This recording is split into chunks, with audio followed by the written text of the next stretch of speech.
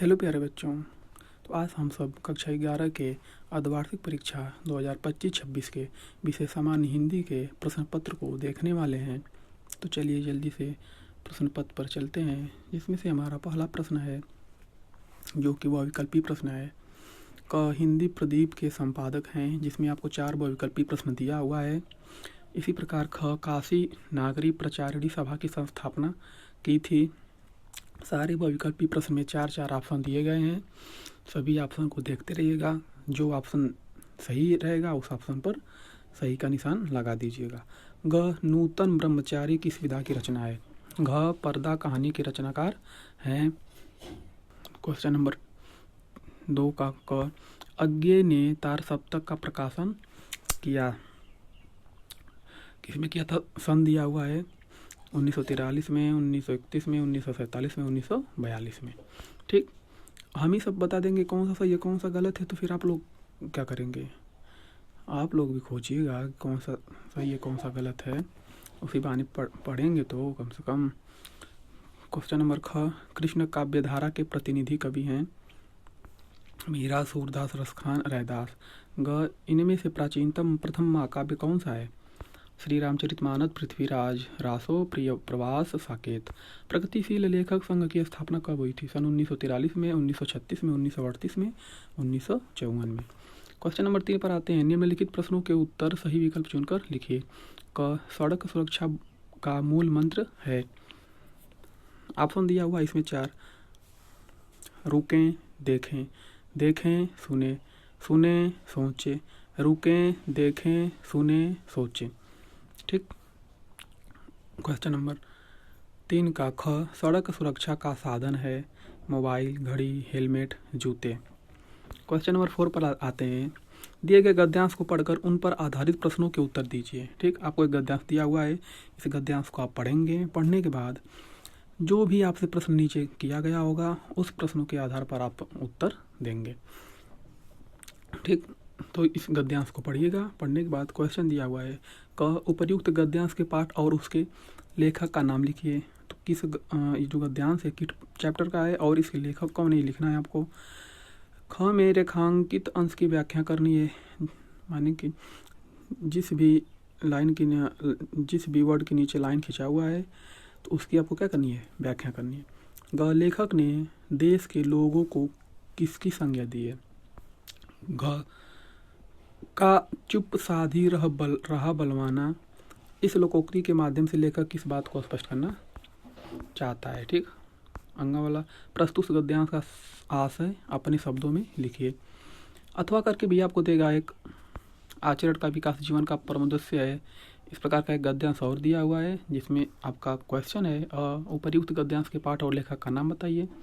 ये तो एकदम जरूरी है कि गद्यांश के पाठ का नाम और लेखक का नाम तो जरूर ही बताना है आपको। ब रेखांकित अंश की व्याख्या कीजिए। स व्यक्ति के जीवन का परम उद्देश्य क्या है। द उपर्युक्त गद्यांश के माध्यम से लेखक किस बात को उजागर करना चाहता है। यह लेखक ने आचरण का संघटनकर्ता किसे बताया है। ठीक, तो गद्यांश को पढ़ने के बाद सारे उत्तर आपको उसमें मिल जाएंगे। सिर्फ आपको गद्यांश के पाठ और लेखक का नाम याद रखना है। 5वां प्रश्न में अब पद्यांश से आपको क्वेश्चन देगा। ठीक, निम्नलिखित पद्यांशों में से किसी एक पर आधारित प्रश्नों के उत्तर लिखिए। ठीक है, तो जिसमें से अ वाला प्रश्न है उपर्युक्त गद्यांश का शीर्षक एवं कवि का नाम लिखिए। अब देखिए, गद्यांश में लेखक होते हैं और पद्यांश में कवि होते हैं।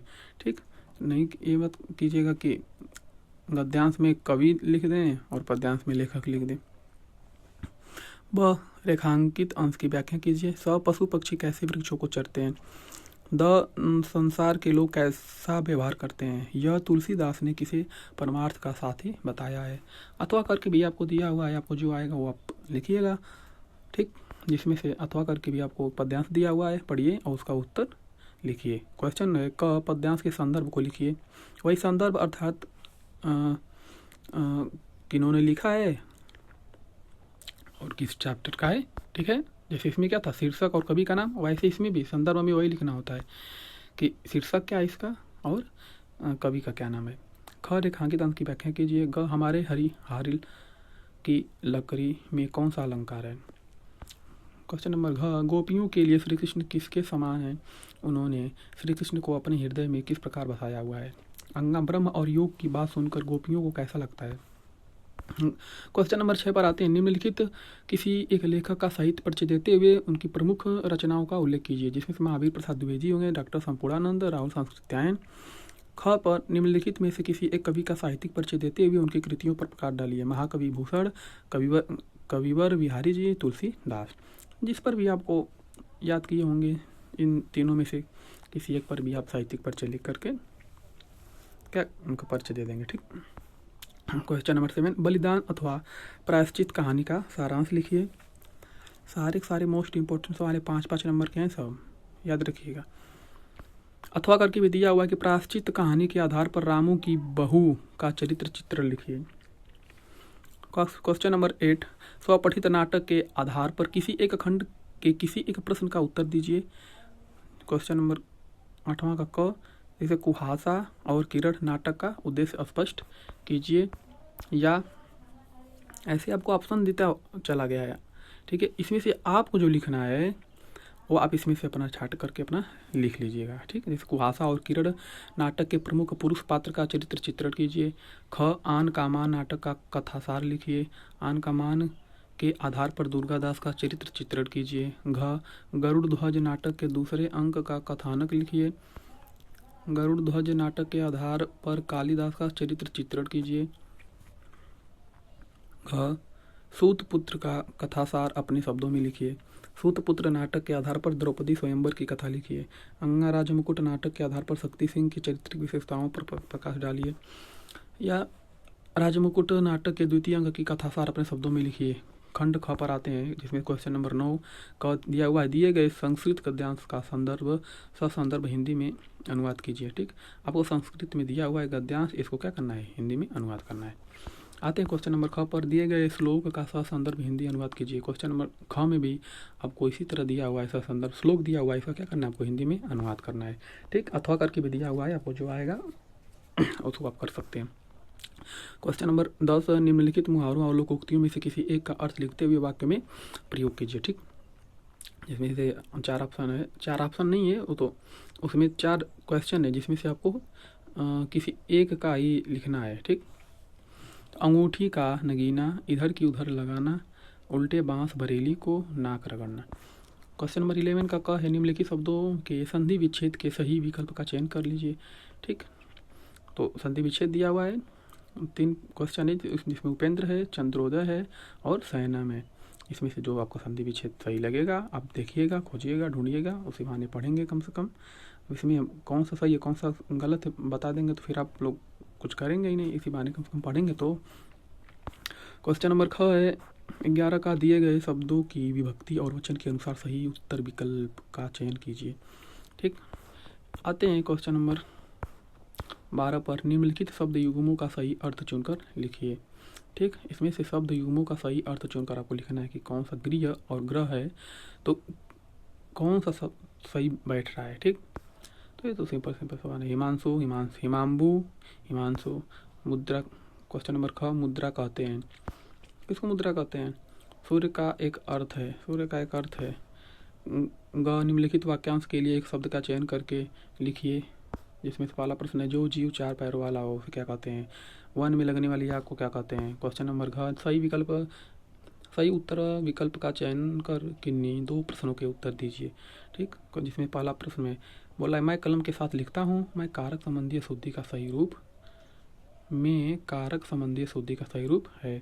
ठीक, क्वेश्चन नंबर 2 भी है जो घ का, इसमें शुद्ध वाक्य छाटना है आपको। ठीक, क्वेश्चन नंबर 13 पर आते हैं, वियोग श्रृंगार अथवा शांत रस की परिभाषा उदाहरण सहित लिखिए। ख, उपमा अथवा उत्प्रेक्षा अलंकार का लक्षण उदाहरण सहित लिखिए। चौपाई अथवा सोरठा छंद का लक्षण उदाहरण सहित लिखिए।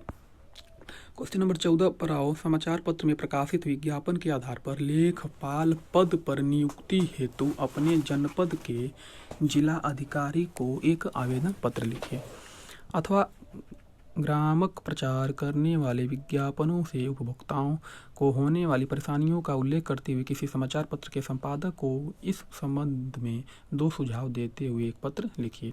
क्वेश्चन नंबर 15 और लास्ट शायद, निम्नलिखित विषयों में से किसी एक पर अपनी भाषा शैली में निबंध लिखिए।